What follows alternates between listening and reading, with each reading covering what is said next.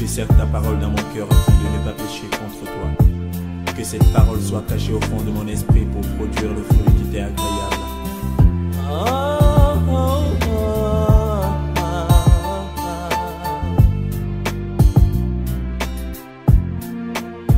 Plus que jamais j'aime ta parole.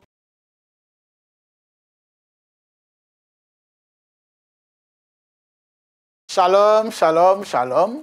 Très heureux de vous retrouver encore une fois. Merci pour votre fidélité à la plateforme La Bonne Semence. Vous avez vu que nous avons commencé depuis un certain temps une thématique, une étude sur un thème, sur les traces bibliques de la Pâque. Et aujourd'hui, la question dont nous voulons traiter, c'est: y a-t-il une ombre de Pâque avant l'Égypte? C'est vrai que la première Pâque, avec le mot Pessa, s'est déroulée en Égypte.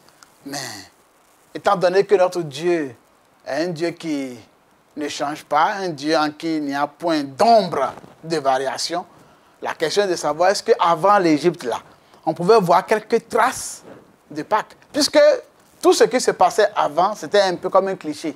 Un cliché qui s'est lavé progressivement jusqu'à ce que la photo devienne claire en Jésus-Christ. Jésus-Christ est le cliché lavé. Voilà.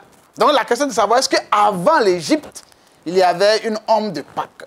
La réponse est oui. Oui, il y avait une ombre de Pâques. Premièrement, vous voyez dans le jardin d'Éden, chers frères, un animal a été tué par Dieu. Et la peau a servi à couvrir la nudité d'Adam et Ève, bien sûr. Et certainement pour leur éviter une mort immédiate après le péché. Nous avons vu que Dieu avait prononcé un jugement sur l'homme. Il l'avait même averti. Il a dit, le jour où tu mangeras du fruit défendu, tu mourras certainement. Mais pour lui éviter une mort immédiate, une mort physique immédiate, étant donné qu'il y avait une mort spirituelle, Dieu a dû tuer un animal. C'est toujours un animal qui a été tué. Son sang a coulé, son sang est versé. Et la peau de cet animal-là, Dieu s'en est servi pour que les hommes, nos patriarches, puissent couvrir leur nudité parce qu'en effet, ils se sont trouvés nus. Donc nous voyons bien qu'il y a eu une scène de Pâques dans le jardin d'Éden. L'autre argument que nous voulons servir, c'est dans le bateau de Noé. Dans le bateau de Noé, que s'est-il passé? Lorsque Noé est rentré sur instruction de Dieu dans le bateau, avec sa famille, ils étaient 8 hommes vivants, Noé et ses 3 fils, avec leurs épouses respectives, ça faisait 8 personnes. Et tous les animaux, lorsqu'ils sont rentrés, c'est Dieu lui-même qui a fermé la porte. Et ça, nous voyons ça dans Genèse 7, verset 16. Donc, il est dit que, puis le Seigneur ferme la porte derrière Noé. C'est lui-même qui a fermé la porte derrière Noé. Et aussitôt, après la sortie du bateau, lorsque il y a eu déluge, que tout le monde est mort, lorsqu'ils sont sortis du bateau, qu'est-ce que Noé a fait?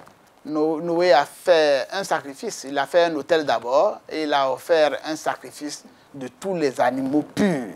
Et cela, nous pouvons voir ça dans Genèse 8, verset 20. C'est pourquoi nous disons que oui, il y avait eu une Pâque, une ombre de Pâques avant même l'Égypte. Sauf que là, c'était par rapport à toute une communauté et cela s'est véritablement appelé Pessa. Oui, nous pouvons citer un troisième exemple. Le troisième exemple que nous allons citer, c'est la délivrance de Lot suite à l'intercession d'Abraham au profit de Lot. Cela s'est passé entre à peu près 1948 et 2048 ans, encore après la création du monde. C'est entre la naissance d'Abraham et de son fils Isaac.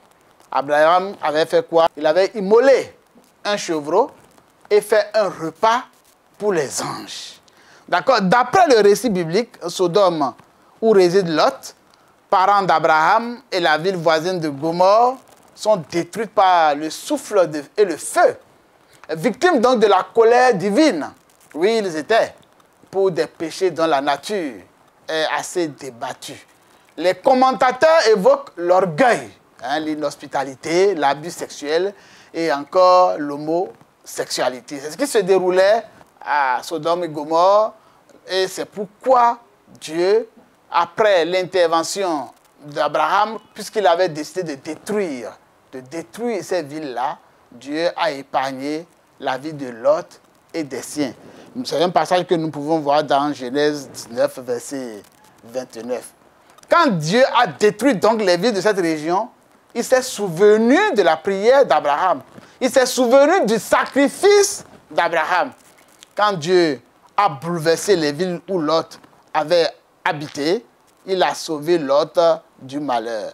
Donc voyez-vous, nous disons tout ça pour dire que ce que Dieu a révélé plus tard, il a commencé dès le commencement, dès le livre des commencements, dès le livre des engendrements, le livre de Tolédote. C'est pourquoi vous ne pouvez pas faire sans le sacrifice. Et le sacrifice parfait s'est réalisé en Jésus-Christ. Oui, il y a eu une homme de Pâques avant l'Égypte. Et à partir de l'Égypte, nous sommes rentrés dans une nouvelle dispensation, celle de Moïse, celle de la loi. Voilà ce que nous pouvons vous dire. Et là-dessus, nous vous invitons à notre prochain épisode. Et nous vous disons Shalom. J'ai serre ta parole dans mon cœur afin de ne pas pécher contre toi. Que cette parole soit cachée au fond de mon esprit pour produire le fruit qui t'est agréable.